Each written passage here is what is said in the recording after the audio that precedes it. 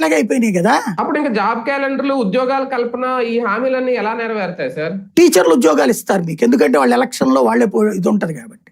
ఉమ్, వీళ్ళైతే టీచర్ల ఉద్యోగం, వాళ్ళైతే సచివాలయ ఉద్యోగం. ఉమ్, అంటే మనకి అందులో కూడా ఎన్నికల్లో outsourcing పనికొచ్చే ఉన్నట్టుగా ఉద్యోగాల టీచర్లు వరకే కూడా. ఇస్తారు.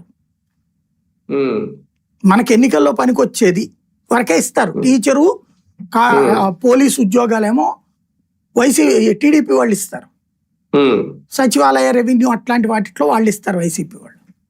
అంతే. జాబ్ క్యాలెండర్ లో కూడా ఖాళీలు ఉన్నాయని ఎవడు భర్తీ చేస్తున్నాడు అసలు?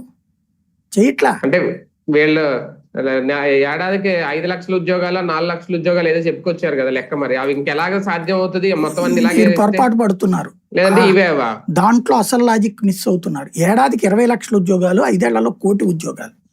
అబ్బో. విత్ ప్రభుత్వ దాన్ని ఏమంటారు, ప్రైవేటు కంపెనీలలో కూడా ఆల్రెడీ మొన్న 3 లక్షలు ఇచ్చేసారు. తెలీదా మీకు?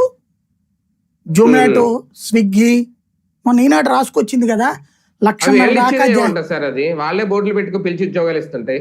భలేవారే, వాళ్ళతో వీళ్ళు టైఅప్ పెట్టుకున్నారు. వాళ్ళలో 40% జాయిన్ అవ్వట్లేదు ఈనాడు రాసింది కదా మొన్ననే.